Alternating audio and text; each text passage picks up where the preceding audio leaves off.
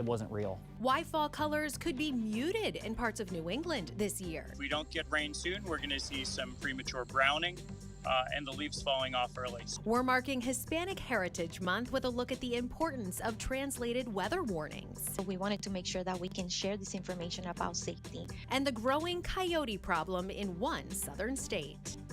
From our nation's capital, this is the National Weather Desk. Well, good morning and welcome to the National Weather Desk. I'm meteorologist Eileen Whalen. Well, the tropics are busy this morning. Not only is Gabrielle a powerful Category 4 hurricane, but two other areas of interest have a better than 50% chance of developing into named storms. Florida meteorologist Lauren Oleski is tracking it all for us. Busy across the Atlantic basin. Gabrielle, a hurricane Category 4, and then we've got two other waves that we're monitoring right now. You'll notice both of them sort of moving in that northwest direction. Here's Florida, so yeah, we're relatively close to at least this wave here. However, there's a front that's likely going to drop down the country, and that's going to help to sort of keep both of these out to sea. So I'm not really concerned with either one of these impacting us in any major way, maybe roughing up some surf across parts of the eastern United States. But as of right now, again, no threats to Florida. And then that other wave with that increased chance of development there, that could become a depression by the end of the week. So Gabrielle pulling away from Bermuda. The storm itself is rather small, so there were no real direct threats to the island there. Gabrielle will continue to weaken over the next few days, maybe back to Cat 2 status by Thursday morning. The Azores will need to keep an eye on this, but it's going to likely become post-tropical in a few days from now. Next name on our list is Umberto and then Imelda.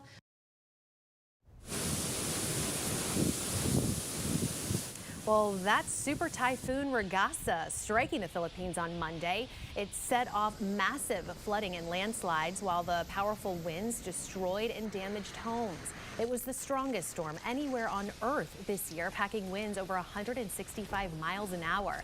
That's the equivalent of a Category 5 hurricane. Now, the storm, which has weakened a little, is now heading east, threatening some of the largest cities in southern China. Schools and offices are closed while public transportation has been halted, and store shelves in Hong Kong and other cities are empty. People living in and around eastern Oklahoma and Arkansas should be on alert for severe weather later today. The Storm Prediction Center issued a 2 out of 5 alert for the possibility of severe thunderstorms both today and tonight. Now, these supercells could produce tornadoes, damaging winds, and even hail. Well, today is the first full day of fall, but it's not going to feel like it across portions of the West. As Will Payne shows us, people living in the Reno, Nevada area will have to wait for that cool, crisp air.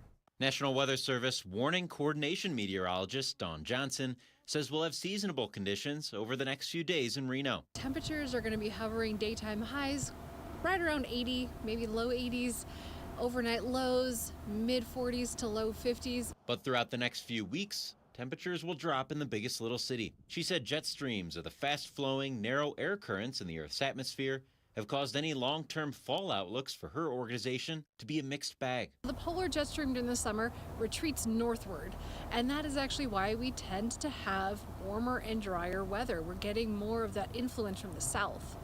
But as we head into those fall months, we now start to see the jet stream meander farther south again, and so we start to see that colder air mass be able to work its way in at times. Coupled with the drop in temperatures, Johnson says we'll start seeing a rapid change in terms of daylight hours. It comes after Monday's fall equinox, an annual phenomenon where the sun lines up directly over the equator. Depending on if you're at the equator, you're going to be losing and gaining slower because you have relatively consistent hours of daylight near the equator.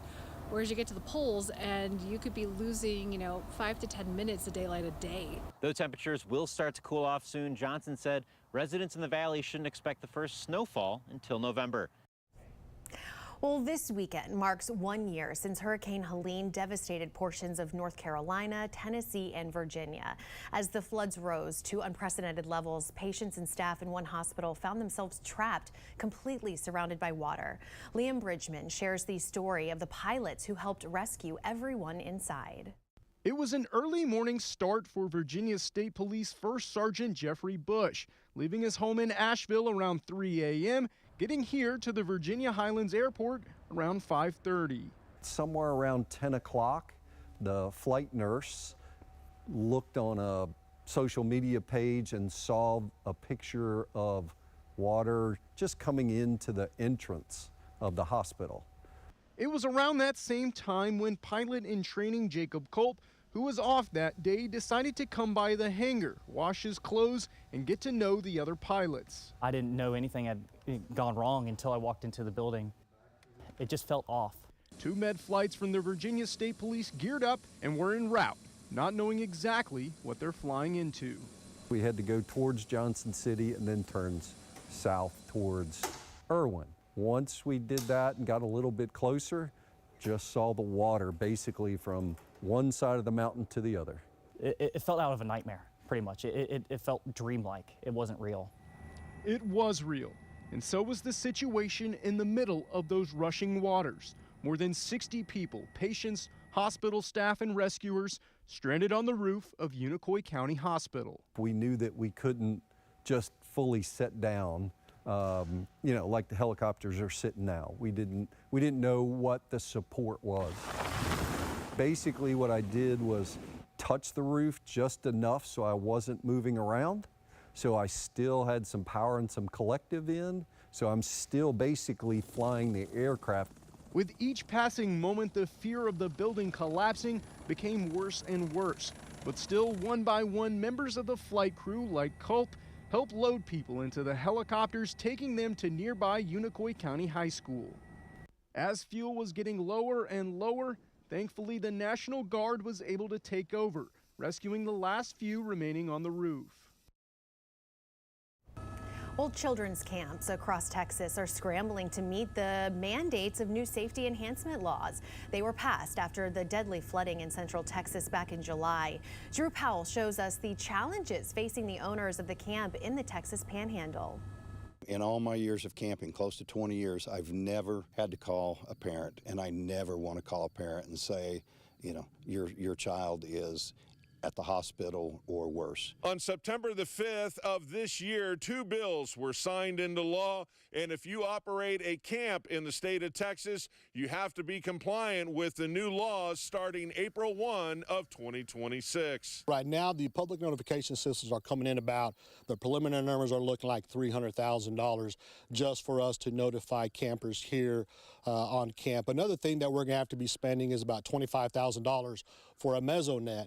But a mesonet is basically just another weather detection that gives accurate data to the National Weather Service. We're looking at putting in weather stations and other redundant safety factors and initial safety factors that'll cost us about $500,000 in total. The board of directors and the executive directors with the Cedar Canyon Campground are fully committed to ensuring that by April 1st, they'll be compliant by state law. We're going to have to be spending a lot more money on additional radios throughout camp, as well as giving them to our guests as well.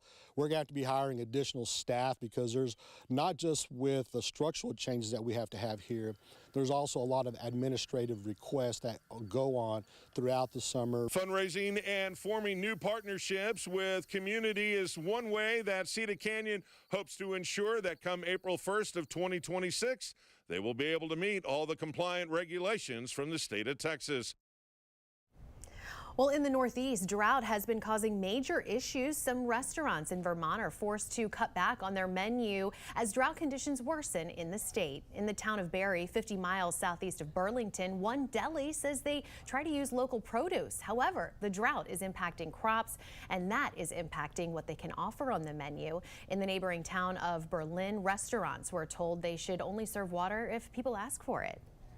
Well, for all the latest weather news and video, be sure to follow us on social media. You can find us on all your favorite platforms. Just search the National Weather Desk. Coming up on the National Weather Desk, we'll look at how that drought in New England could impact this year's fall foliage. And we'll also look at why coyote encounters are becoming more common.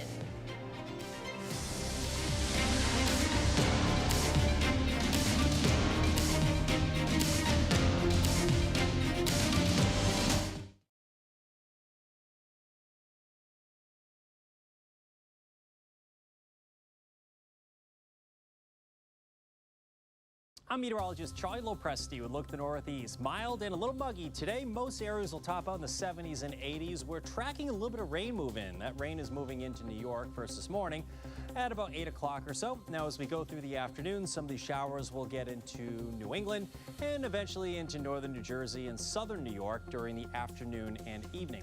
Now, Wednesday, we're left with clouds and perhaps a few showers and a hint of drizzle. Another round of rain moves in on Thursday. I'm Chief Meteorologist Gerard Bailey. Here's a look at the Mid-Atlantic region. Looks like we're going to have rain coming in for your afternoon. Looks like showers and storms will become likely as we get past 2 and 3 o'clock. We'll see a scattered but not terribly heavy all day long. That's the good news. You'll have some dry time in between. More scattered showers, maybe some rumbles of thunder on Wednesday. Very heavy rainfall expected as we move through Thursday. Temperatures also step down. We'll be in the mid-80s this afternoon, but going into Wednesday, get ready to see them a little bit cooler. Hi, meteorologist Jennifer Collins with a look at your southeast forecast. Another hot one heading into Tuesday. Temperatures running in the 80s across the Carolinas into the upper 80s for South Florida. Low 90s along the Gulf Coast and even into the mid-90s along the Mississippi River Valley. Pop-up showers and thunderstorms are in the forecast across central and south Florida heading into Tuesday afternoon. A frontal boundary moves in from the west across the Mississippi River Valley, which will bring showers and thunderstorms to the northern Gulf Coast as we head into Wednesday.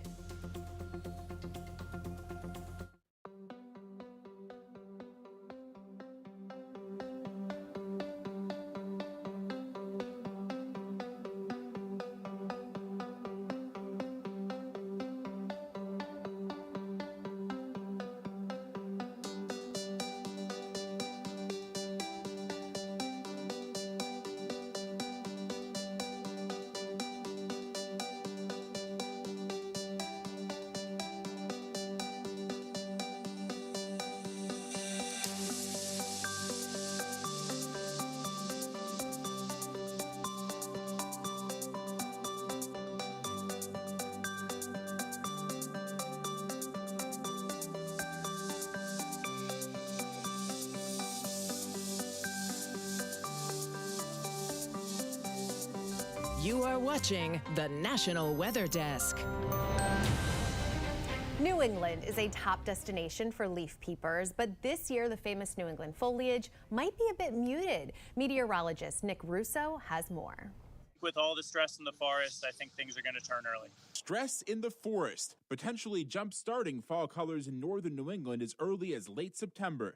Stress can bring out brief, bright colors, but some of the things that we're seeing, like the funguses, are actually going to lead to some muted conditions as well. Meteorologist and fall foliage expert Jim Salgi says stress on trees started with too much rain in the spring. The heaviest rain coincided right with leaf out.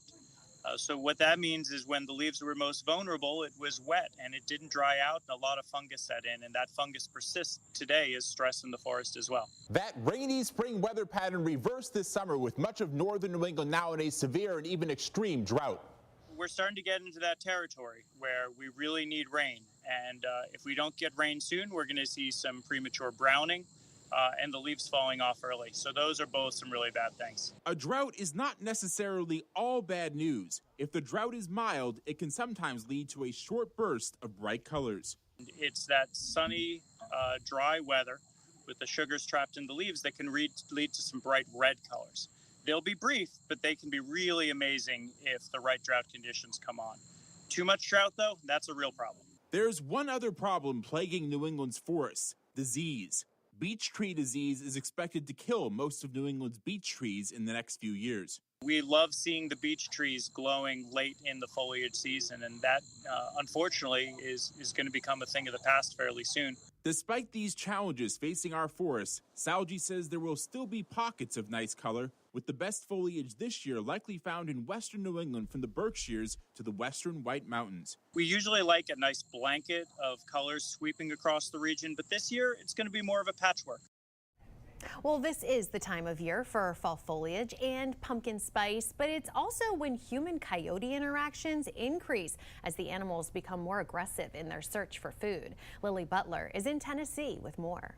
Usually the best thing to do is just ignore it. and let it go on its way. News Channel 9's outdoors contributor Richard Sims says one reason coyotes venture to residential areas. Time people start moving out into the country, so to speak, the likelihood of seeing wild animals is increased. Sims says if you see a coyote in the distance, don't be scared. We can see them come out when we're outside, walking across the street, going from a mountain down into a valley, or vice versa. Joyce Bundy says she's lived in Mission Oaks in East Ridge for 5 years and started seeing coyotes about 3 years ago.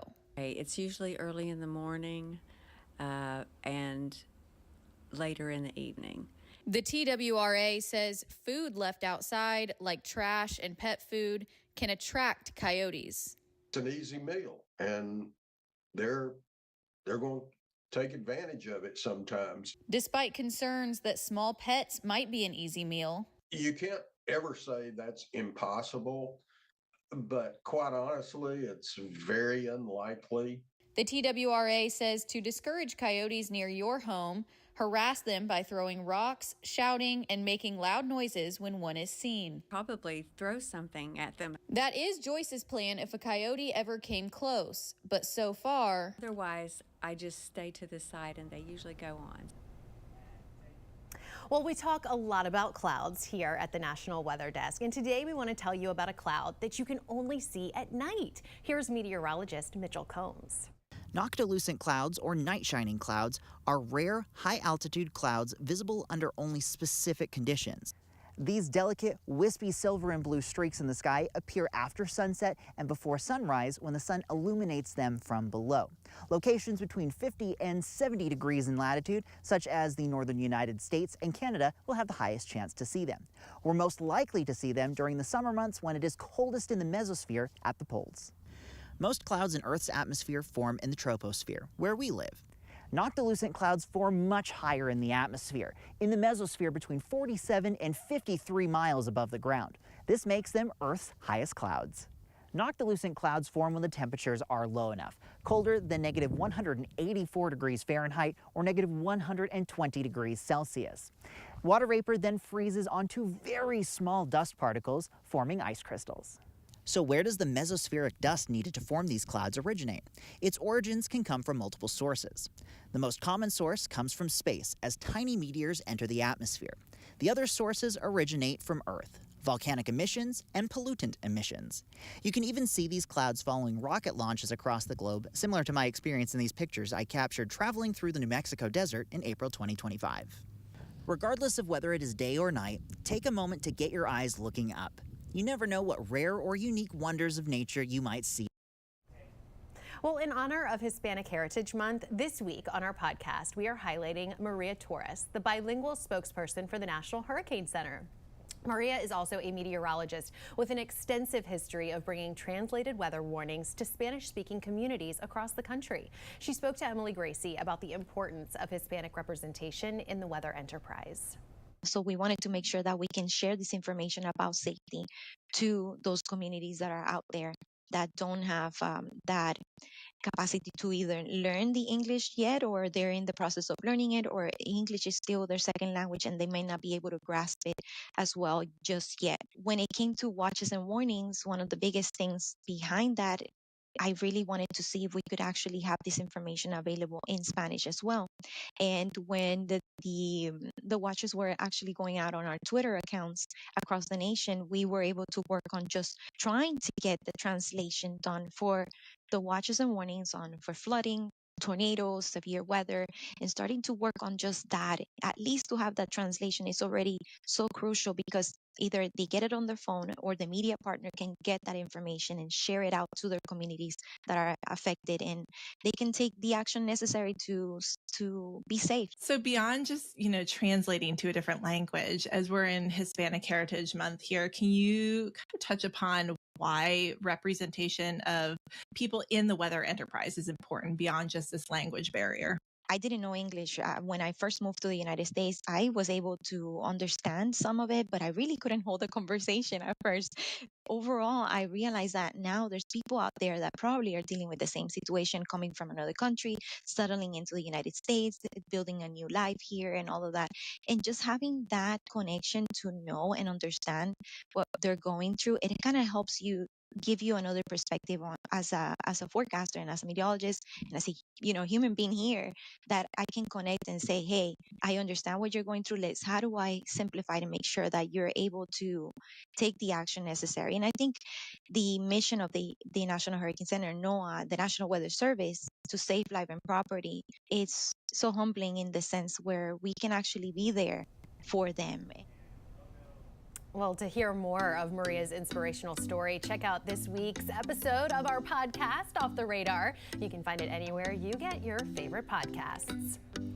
Time now for a short break, but first, let's take a look at last year's fall foliage near Baltimore, Maryland.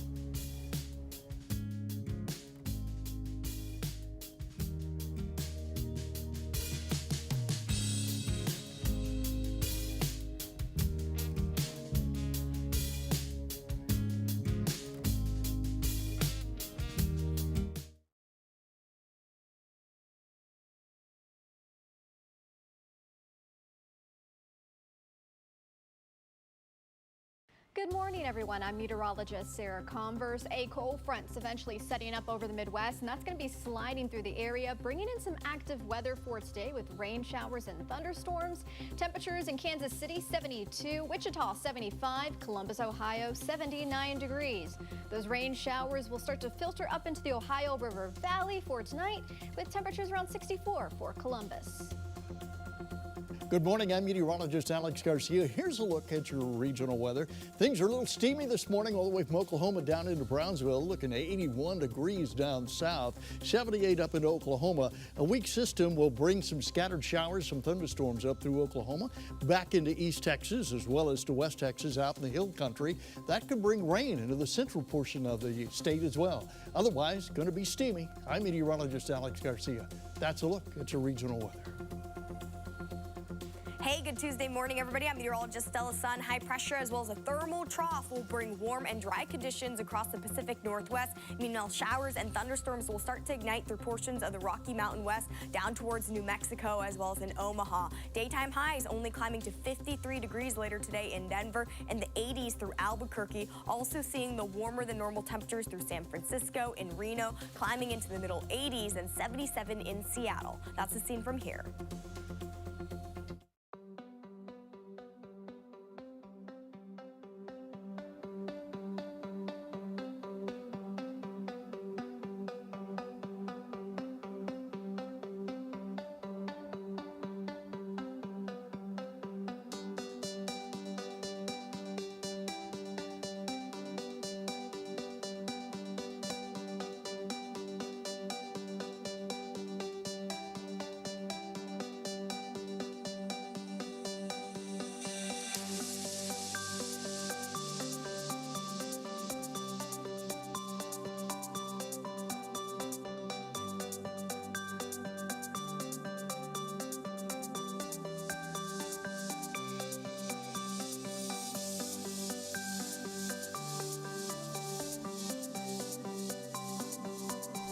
You are watching the National Weather Desk. Well, we all know about tornadoes, but what do you know about waterspouts? To understand how they form and how they differ from traditional tornadoes, let's turn to meteorologist Joy Bettenhausen. Have you ever seen a waterspout before? They are beautiful, sometimes don't do any damage, and they can be pretty interesting. So let's chat about it. It's pretty simple to say a waterspout forms over water. It's classified as a tornado if it moves on land, and we need a strong to severe thunderstorm over that body of water. To get a waterspout to form, you need this column of air rotating horizontally. Eventually, that column of air gets picked up within the updraft of that strong to severe thunderstorm. As it's picked up, it's sucking up a whole bunch of water. You see that condensation funnel, and that's what waterspouts usually look like when they're out over the water.